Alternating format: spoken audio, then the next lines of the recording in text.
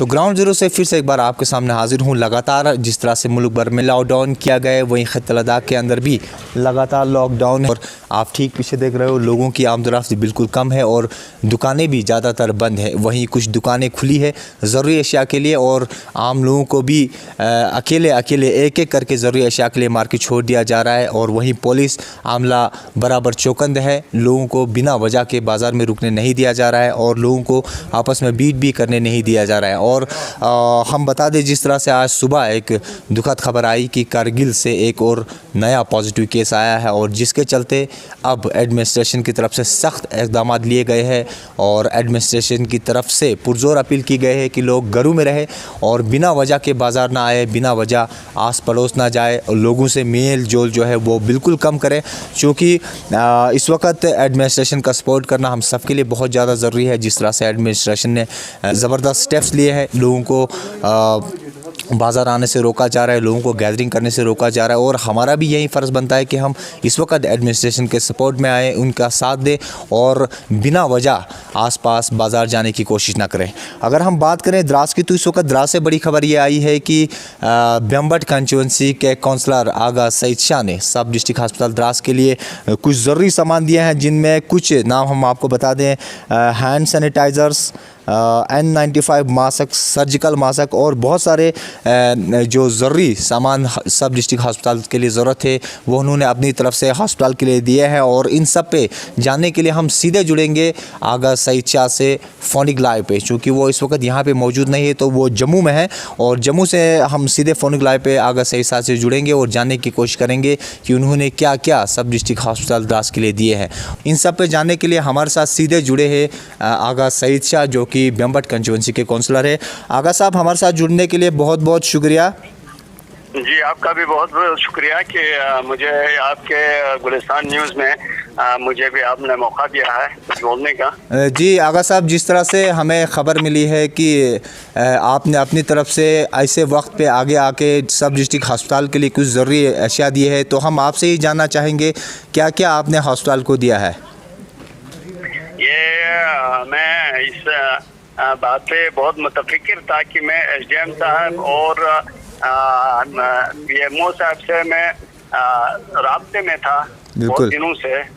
तो जब मैंने उनको इस सिलसिले में हमारे यहाँ जो कोविड-19 की वबा जो है वो फैली हुई है, तो इस सिलसिले में मैं उनसे राब्ते में था और उनसे पूछ रहा था कि हमारे वहाँ क्या प्रॉब्लम है, आप कैसे चल रहे हैं, वहाँ कैसा चल रहा है। तो उन्होंने मुझे बता दिया कि कुछ सामान जो है वो हमारे यहाँ अभी अवेलेबल नहीं है, जिससे हमें थोड़ा सा प्रॉब्लम आ रहा है। तो मैंने BMO साहब से और SDM साहब से मैंने रब्ता कायम किया और उन्होंने कहा कि हमें ये चीज़ें जो हैं वो इसकी बहुत कमी है और ज़रूरत है, इस वक्त अशद ज़रूरत है, क्योंकि हमने आगे रिक्वेजिशन भी दिया था, उसमें से आगे से भी हमें अवेलेबल नहीं हो रहा है। मैंने SDM साहब को दिया है, BMO ने कहा। तो इस सिलसिले में मैंने उनसे कहा कि मैं इस वक्त यहाँ हूँ, तो मैं आपको इस सिलसिले में मैं थोड़ी सी मदद करूँगा। तो इंशाल्लाह मैं उम्मीद करता हूँ कि आपको इससे थोड़ी सी राहत मिलेगी। हमारे लोगों की खिदमत करने की ज़रूरत है इस वक्त, क्योंकि इस मुश्किल वक्त में जब तक ना हम सब मिल के इसमें काम नहीं करेंगे, तब तक जो है वो हमें इस लड़ाई में हमें कामयाब नहीं होंगे। तो मैंने उनको कहा कि आपको क्या क्या ज़रूरत है, तो उन्होंने मुझे एक लिस्ट भेज दिया। तो इस लिस्ट में सबसे पहली प्रॉब्लम जो है मास्क थे, उनको मास्क जो अस्पताल में काम करने के लिए भी और बाहर यूज़ करने के लिए भी जो मास्क के 3 किस्म हैं, उन्होंने मुझे उसका लिस्ट दे दिया। और इसके साथ सैनिटाइज़र जो वहाँ अवेलेबल नहीं थे, वहाँ अशद ज़रूरत था, उसको भी उन्होंने लिख दिया। और इसके साथ उन्होंने ये टैंकी जो है एक उसको, क्योंकि हमें हाथ धोने के लिए लोगों को जब अंदर आते हैं अस्पताल में, तो इसकी अशद ज़रूरत है। और दूसरे जो भी चीज़ें हैं उन्होंने मुझे उसका एक लिस्ट दे दिया। तो मैंने उनको कहा चलो ठीक है, आप जितना भी जो भी ज़रूरत है वो मुझे लिस्ट दे दो। तो मैंने SDM साहब से भी रब्ता कायम किया। तो मैंने कहा अपने इलाके के तमाम लोगों को ज़रूरत है कि इस बात की कि वो इस पर होशियारी से काम करें और गवर्नमेंट की जो अहकामात हैं उन पर अमल कराएं और जो डॉक्टर्स वगैरह जो हैं मेरी तरफ से ये इल्तिमास भी है तमाम लोगों को, इस वक्त भी आपके चैनल के जरिए से भी बिल्कुल, तो मैंने अपनी तरफ से ये जो हकीर रकम देकर उधर मदद की है, इंशाअल्लाह ताला इससे हमारे जो सब डिस्ट्रिक्ट अस्पताल में इंशाअल्लाह इसमें काम आएगा। और इस वक्त जो अशद ज़रूरत है उसमें वो यूज़ करेंगे तो इंशाअल्लाह आगे भी हमारे जो इस लड़ाई से, इस वबाई लड़ाई से हमें इंशाअल्लाह तहफ़्फ़ुज़ मिलेगा। बिल्कुल आगा साहब, आपने बहुत अच्छा कदम लिया है और इस वक्त इन चीज़ों की बहुत ज़्यादा ज़रूरत थी। तो आगा साहब, एक तो बेम्बट कॉन्स्टिट्यूंसी के काउंसलर है, इलाके के लोगों के लिए आपकी तरफ से क्या मैसेज होगी? मेरे तरफ से ये मैसेज है कि हमारे इलाके द्रास के लोगों के लिए कि वो इस बीमारी से, इस वबाई बीमारी से हमें और हमारे इलाके को, अपने लोगों को, अपने अहल को, आम लोगों को, तमाम को इससे तहफ़्फ़ुज़ रखने के लिए ज़रूरत है कि वो आइसोलेट रहें। जिस तरह से हुकूमत ने हमें अहकामात दिए हैं उस पर अमल करें, और जो हमारे डॉक्टर्स वगैरह जिन्होंने हमें हिदायत दी उस पर अमल करें, सफाई से रहें और जमगठे में न जाएं। तो साथ ही ये भी है कि हाथ वगैरह धोएं और मास्क वगैरह रखें, और इसका ज़्यादा से ज़्यादा एहतियात की ज़रूरत है, क्योंकि गवर्नमेंट ने जो हमें अहकामात दिए हैं वो हमारे अपनी तहफ़्फ़ुज़ के लिए, न कि गवर्नमेंट के लिए, इसलिए हमें इस पर भरपूर अमल करने की ज़रूरत है। तो इंशाअल्लाह मैं लोगों से, अपने तमाम द्रास के लोगों से भी कहूँगा कि वो जो मजहबी तक़रीबात हैं वो लाज़िमन हमें इस वक्त जो है अल्लाह की तरफ से एक इम्तिहान है।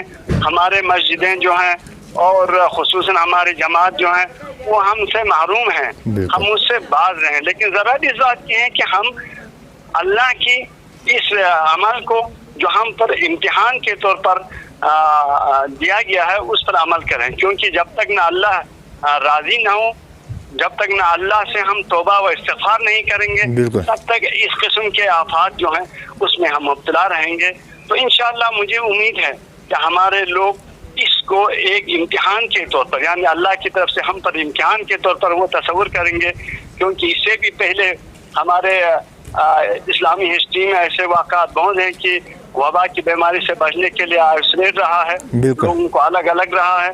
तो हमें इस्लाम में भी यही है कि जब आपके तरफ से किसी दूसरे को अगर कोई गज़न पहुंचाने का खदशा हो तो आप इसमें एहतियात करें और मजलिसों में न जाएं या हमारे तकरीबात से थोड़ा सा बाज रहें। इंशाअल्लाह ये दिन नहीं रहेंगे, अल्लाह हमसे ये ज़रूर इंशाअल्लाह रफ़ा करेगा, दफ़ा करेगा, और हमें उम्मीद है कि, लेकिन हमें चाहिए कि तौबा और इस्तिग़फ़ार करें, हमें अल्लाह से दुआ करें, ये बहुत ज़रूरत है।